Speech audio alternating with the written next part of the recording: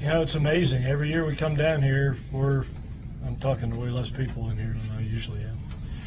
Every year when we come down here, I think we show everybody that we're just like everybody else. We're very capable of beating every team, and we feel like we're as good as anybody in this conference, and you can go back and pick a game or two out of the season that could have gone either way, and all of a sudden you're sitting at 32, 33 wins with a RPI, and you're in the conversation of the postseason. So, you know, just like every season we don't make it, we feel like we've been that close, and that's the story of this season too, just that close. But, you know, our Achilles heel all season got us today with walks and putting up crooked numbers. They scored all 7 in one inning, so you just can't do that, like I say every single time I sit here. But super proud of these guys, the way they grinded it out at the end.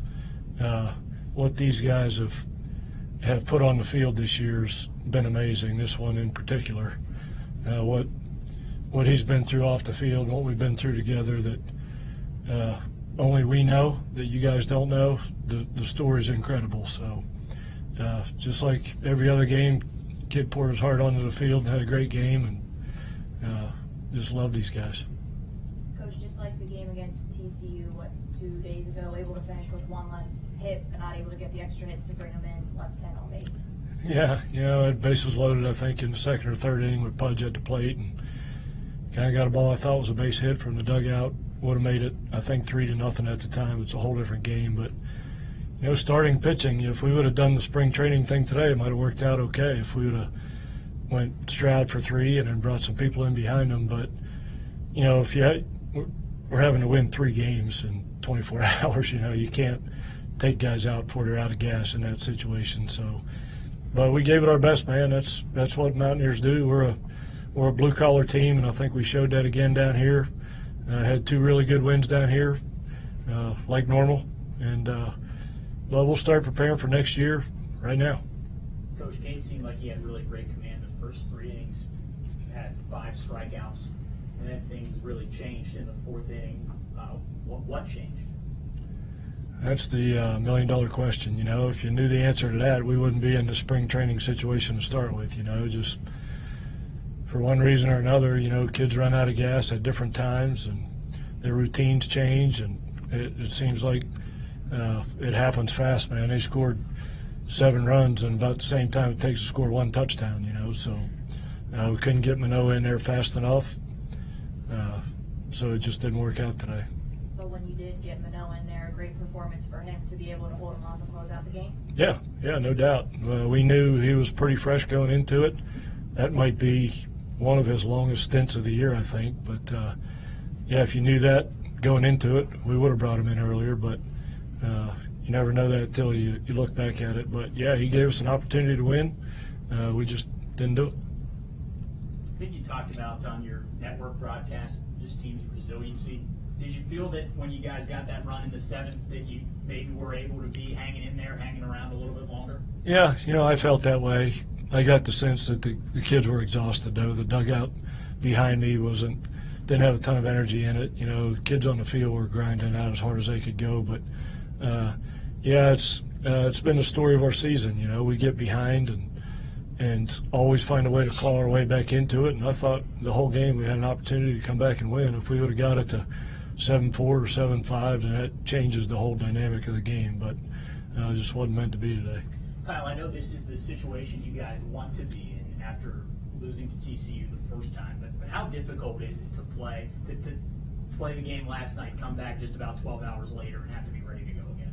I think the key thing for that is sleep, because it is difficult. I mean, to play and get done. Time to get back to the hotel last night and go to bed. I mean, it was late. And then to turn around and get up this morning and get ready for another game, it definitely plays with your mind. But I knew a lot of the guys. We talked about it last night when we got to the hotel that we kind of expected to come into today and have a good chance of winning both, and it just didn't turn out the way we wanted it to. Even in the game today, throughout all the games that you guys played here, Kyle, it seemed you guys were still in it no matter the score. Even here today, still found a way to ground it out, get some guys on base. Just talk about your team's performance in general and what you guys were able to do here at the tournament. Resiliency is the best word. Coach uses it all the time. Because going into any game, whether we're down or up, that all we need is a few hits to kind of secure it and get right back into it or kind of close it out.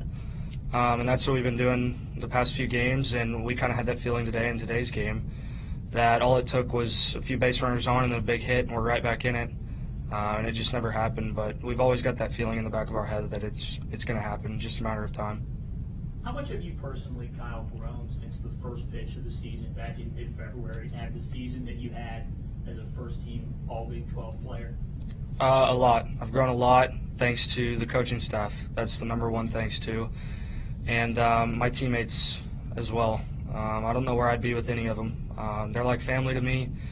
And to be around this group of people that care so much about each other is nothing like I've ever been around, other than my family. And to have them there for me in any aspect of life, whether it be school, baseball, off-field problems, or things that I need help with, they're always there for me. So having that, and then going into a season knowing that, if you mess up or you make a mistake, that you've got, 30 other people right behind you, ready to help you out. Coach, we've seen the last of BJ and Shane on the mound here these last couple of days. How do you approach the next couple of months as you guys enter the off season, evaluating the players that you have coming back and getting ready for another season?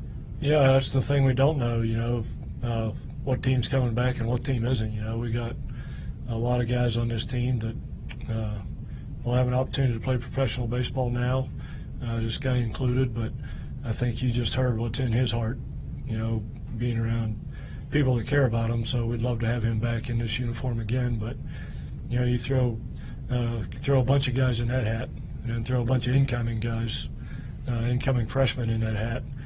We don't know what the complexion of our team is just yet, but for the people who are in this program next year, we're going to grind and we're going to grind and we're going to put the Mountaineers right back on the map. And like I said, we're a game or two away every year, and it's going to happen. We know it's going to happen. We need the people in our program that want to be a part of something special and do something that's never been done before. And this guy, I said beside me, his heart is a Mountaineer, and when we do finally do something that's never been done before, I want him sitting right beside me when it happens.